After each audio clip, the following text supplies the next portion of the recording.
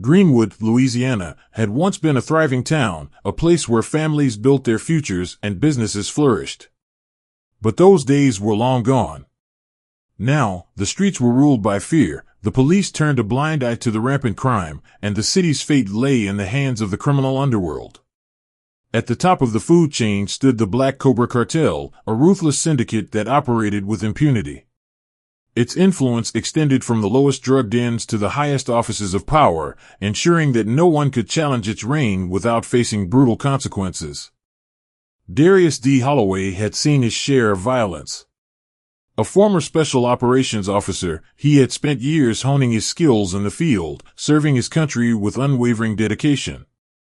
But after the sudden loss of his wife, he had chosen to walk away from that life. He left behind the world of war and clandestine operations, seeking a quiet existence far from the battlefield. Greenwood had seemed like the perfect place to disappear, a forgotten corner of the country where he could live in peace with his 16-year-old daughter, Layla. He had settled into a routine, working as a mechanic at a small garage on the outskirts of town. It was an honest job, one that kept his hands busy and his mind from wandering to darker places. He spent his days fixing engines, changing oil, and keeping his head down.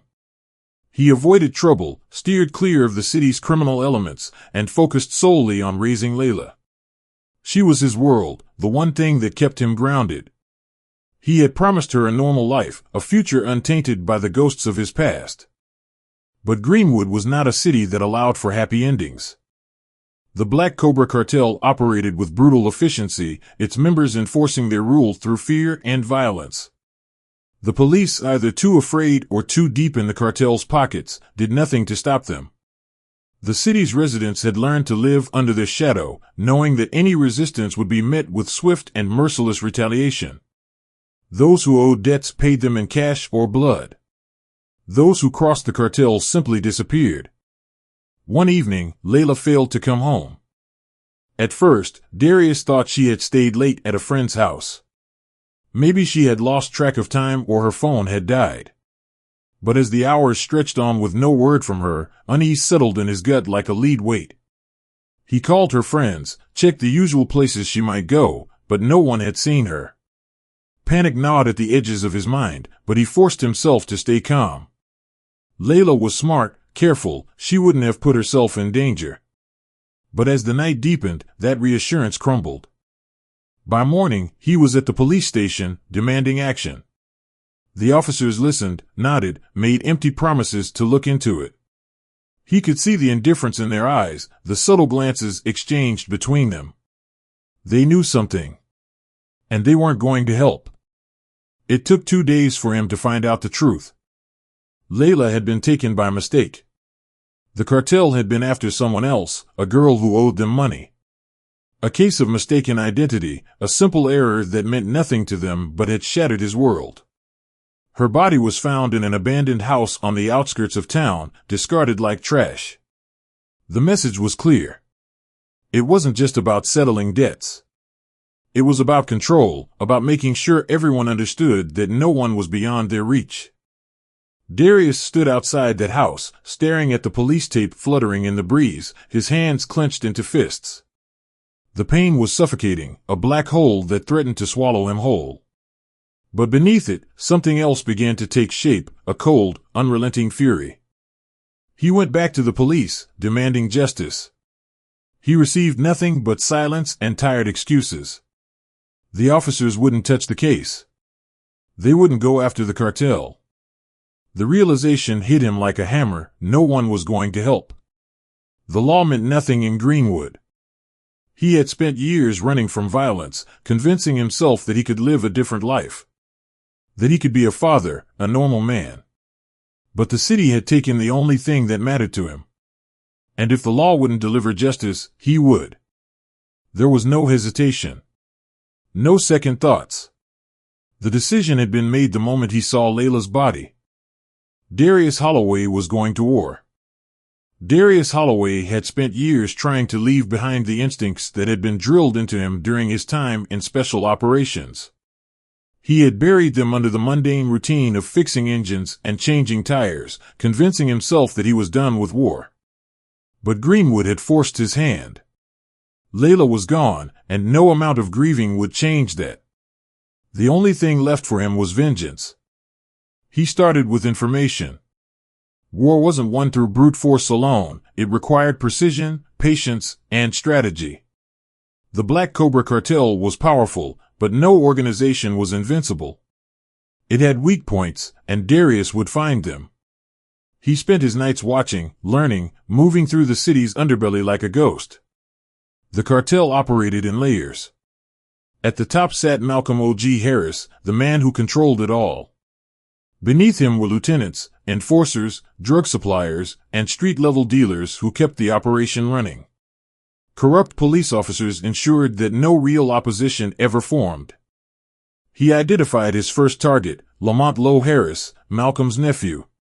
Lamont was reckless, arrogant, and dangerous. He managed a network of underground brothels and gambling dens, places where debts were racked up and lives were ruined. He was also one of the men responsible for Layla's death. Darius watched him for days, studying his habits. Lamont moved with confidence, always surrounded by bodyguards, but he was predictable. He followed the same routes, visited the same places, relied on the same security measures. It was only a matter of waiting for the right moment. The opportunity came late one night when Lamont left one of his clubs in a drunken haze. His armored SUV waited for him outside, his guards keeping a loose perimeter. He stumbled into the vehicle, never noticing the small device that had been slipped under the chassis hours earlier. As the car rolled down the street, Darius pressed the detonator. The explosion ripped through the quiet night, sending flames and debris flying in every direction. Lamont Harris was dead before he even knew he was in danger. The official report called it an accident, some faulty wiring or a bad fuel line. But the cartel knew better. A man like Lamont didn't die by chance. Darius stayed in the shadows, watching as panic set in. The Black Cobra cartel had ruled Greenwood for years without any real threats. Now, one of their own had been taken out with military precision. Malcolm Harris called for answers, but there were none. There were no witnesses, no evidence, no trail to follow. It was as if the killer had vanished into thin air. But Darius wasn't done. His next target was Raymond Ray Dixon, one of Malcolm's most trusted men. Ray was the cartel's enforcer, the one who made problems disappear. He handled high-level drug shipments, kept law enforcement in check, and ensured that the cartel's operations ran smoothly.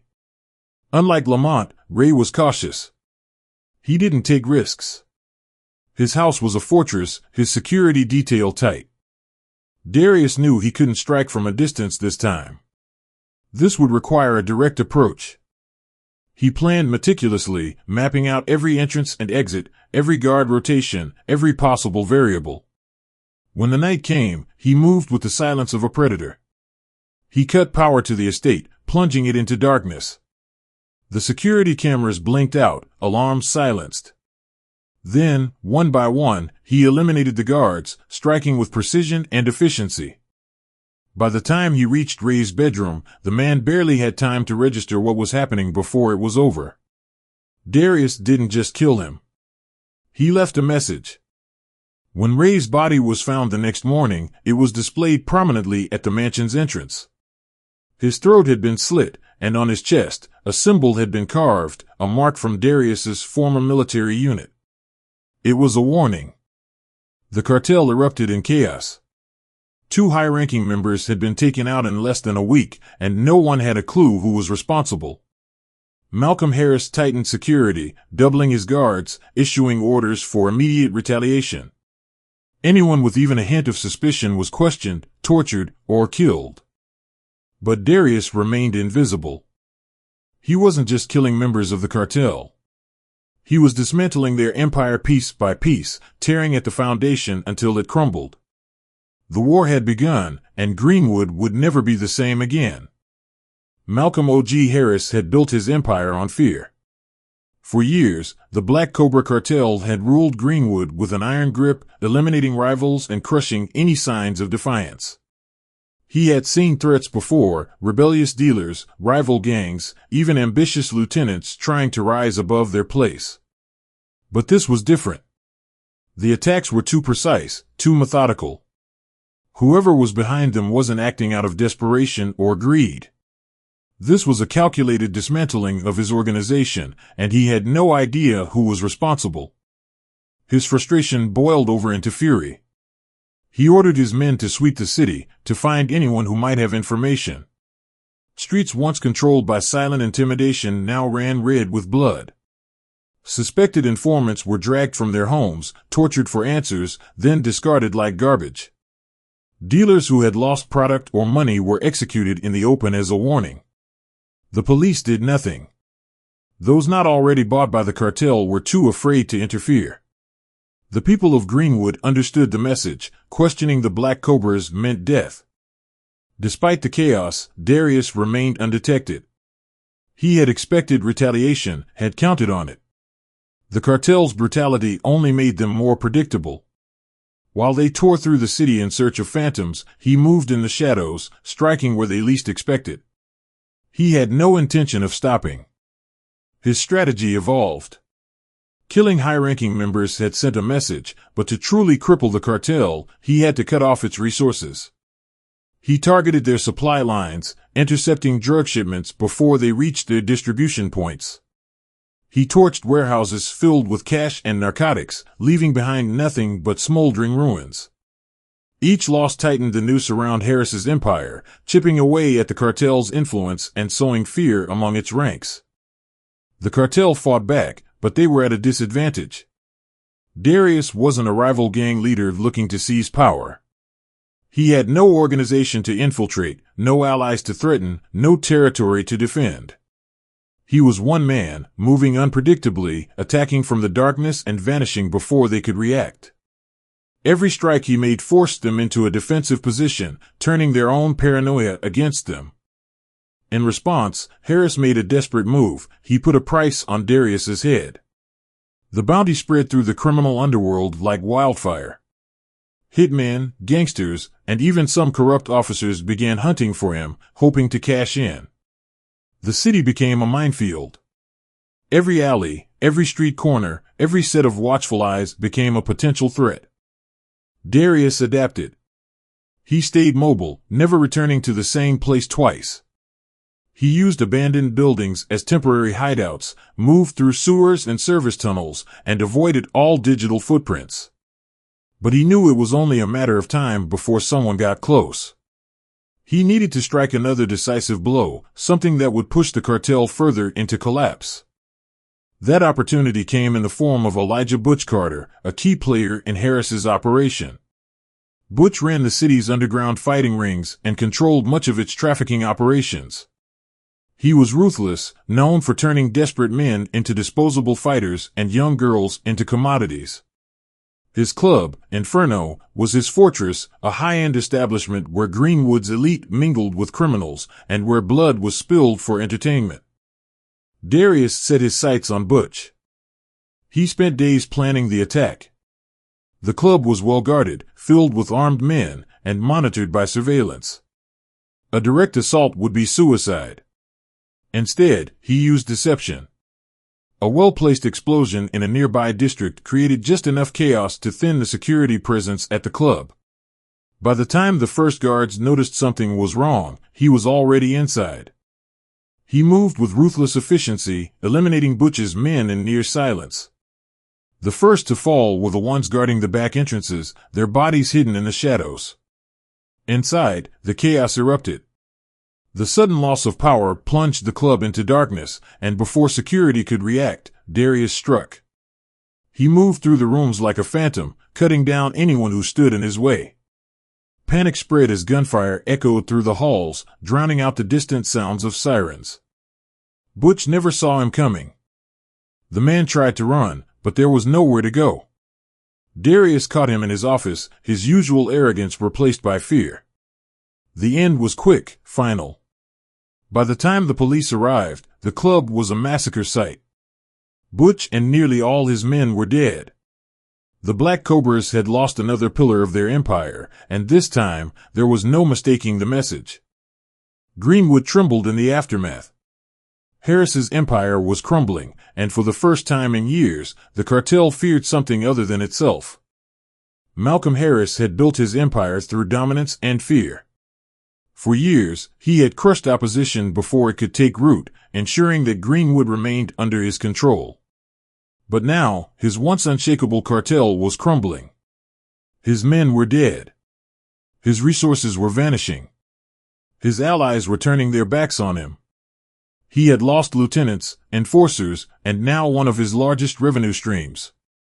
And worst of all, he still had no name for the ghost that hunted him. He could no longer ignore the truth. This was not the work of some rival gang. This was a vendetta, carried out by someone with military precision and an intimate understanding of war. Harris had dealt with enemies before, but this was different. This was personal. Desperation bred recklessness.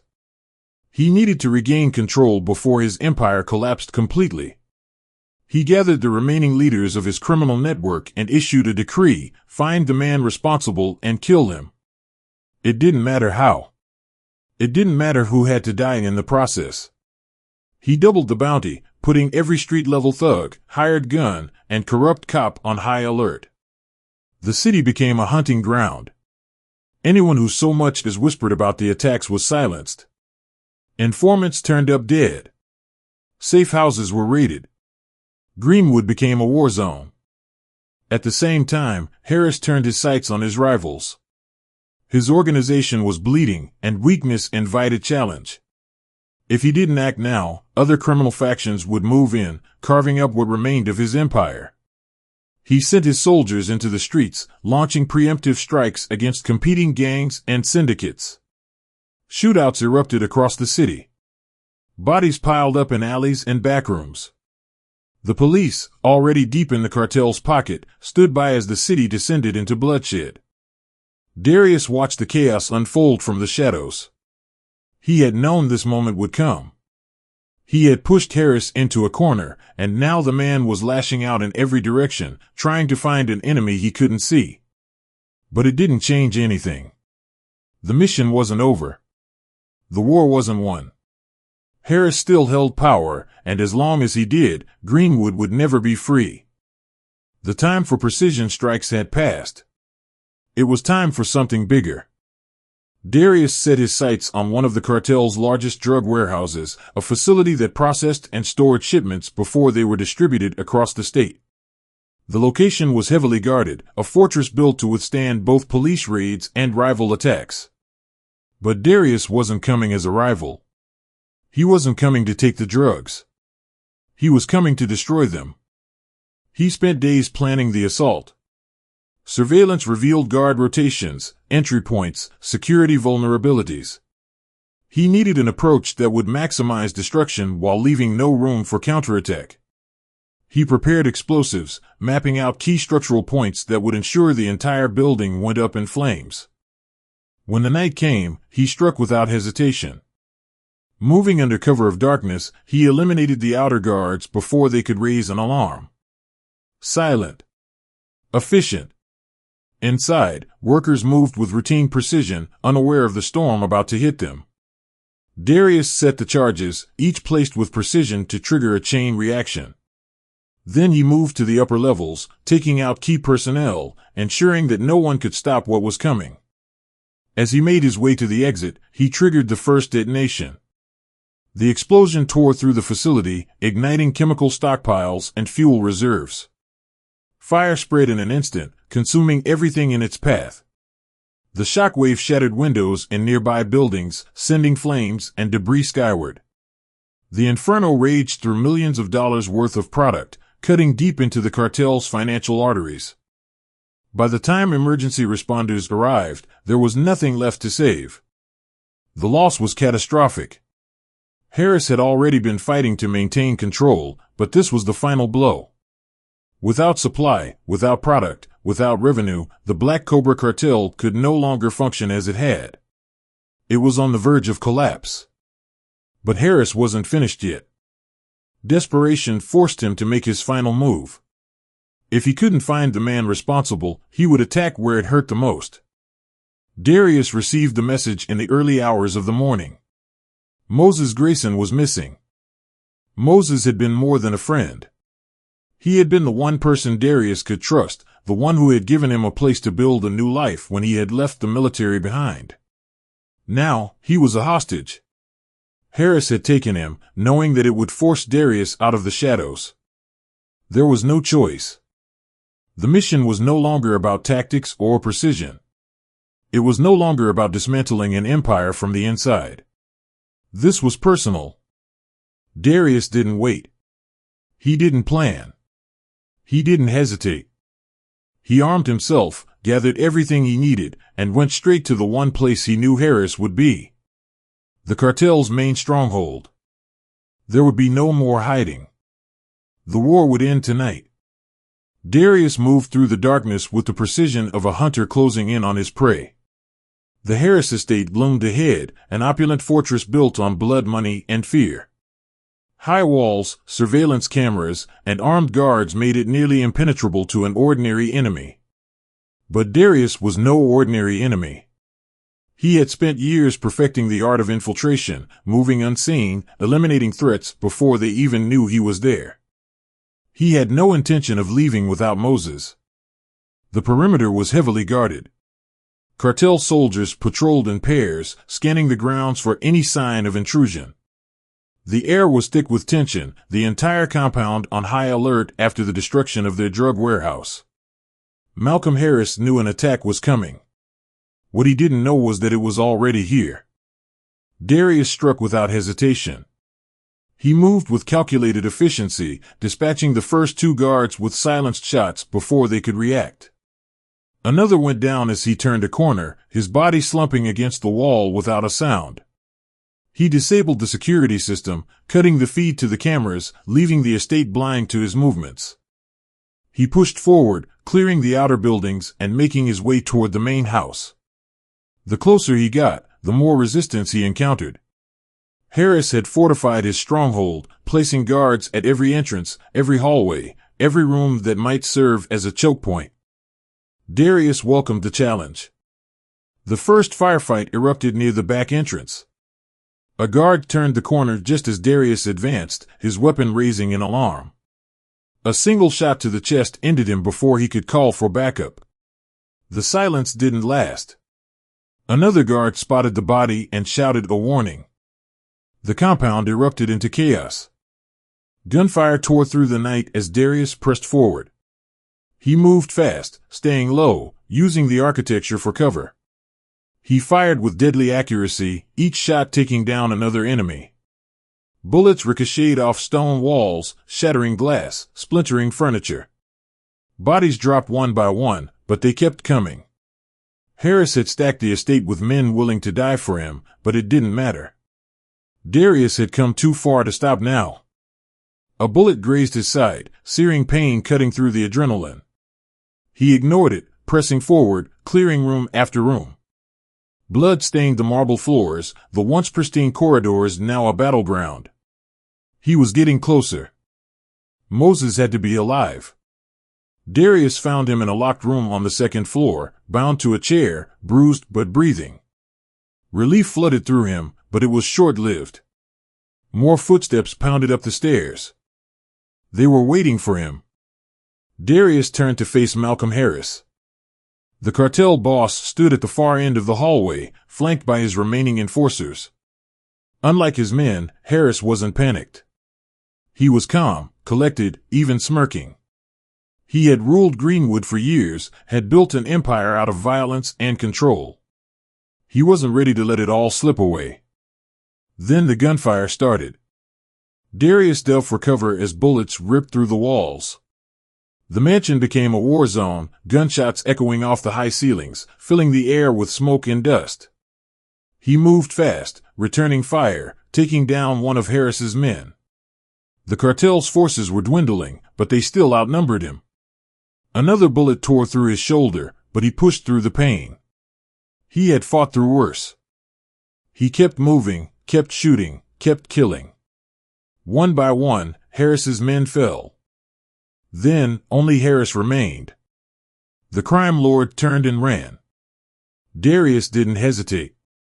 He gave chase, following Harris through the mansion, up winding staircases, past shattered windows and broken bodies. The pursuit led them to the rooftop, where the wind howled through the night. Harris was trapped.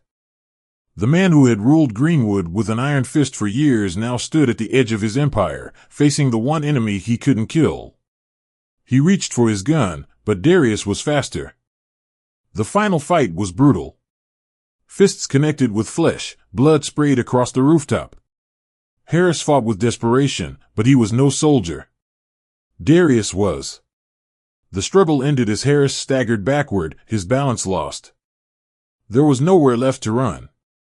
Darius made his choice.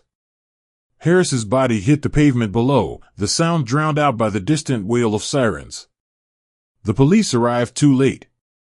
They always did. The cartel was finished. Its leaders were dead, its infrastructure destroyed. Greenwood would never be the same. But Darius didn't stay to watch it unfold. By the time the authorities entered the estate, he was already gone, disappearing into the night like a ghost. Greenwood had been built on blood and fear. For decades, the criminal underworld had shaped its streets, dictating who lived, who thrived, and who disappeared. The police had been powerless, either outgunned or bought. Justice had been a hollow promise, whispered but never delivered. Malcolm Harris had been the architect of that reality, ruling with an iron grip, and forcing his will through violence and corruption. But now, he was gone. And the city would never be the same. His death sent shockwaves through Greenwood's underworld. The Black Cobra Cartel had been its most powerful syndicate, the foundation upon which countless operations had been built. Without its leader, it fractured. Harris had been the only thing holding it together, and without him, the balance collapsed. What remained of his lieutenants and enforcers turned on one another, scrambling for control, seeking to carve up the remnants of his empire. Alliances shattered, old grudges resurfaced, and blood filled the streets once again, not as a display of power, but as a sign of desperation. The chaos didn't go unnoticed.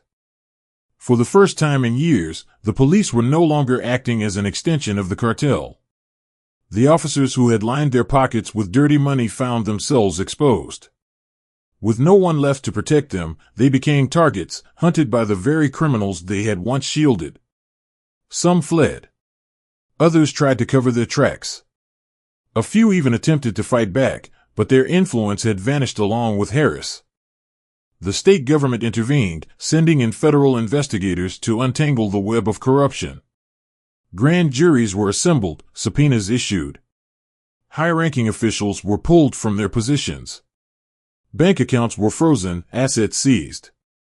The cases dragged into the public eye, revealing the full extent of Greenwood's decay.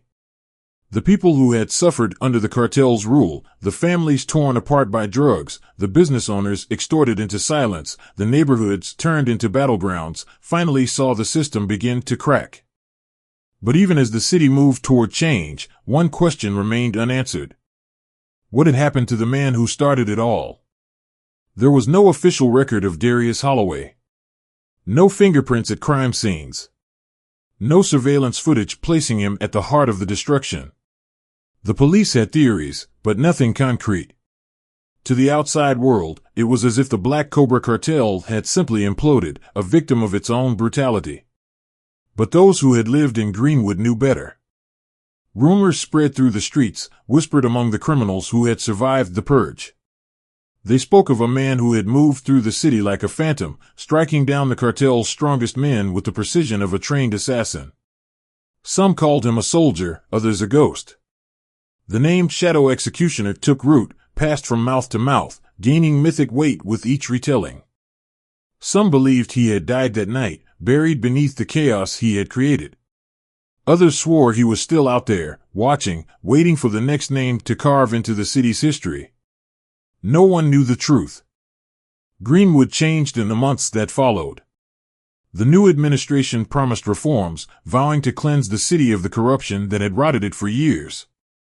The crime syndicates that remained hesitated before stepping into the power vacuum. They had seen what happened to the Black Cobras. They had seen what happened to Malcolm Harris. And none of them wanted to be next. The city was not perfect. It would never be. Crime didn't vanish overnight, and neither did the scars left behind. But the fear that had gripped Greenwood for years was fading. The people no longer walked with their heads down, no longer accepted the violence as a fact of life. Change was slow, but it was happening. And somewhere, far from the city he had torn apart, a man with a military past stood in line at a bus station, a single bag slung over his shoulder. He bought a ticket for a destination that didn't matter, his face unreadable, his thoughts his own. The war was over. But the shadows never truly let go of their own.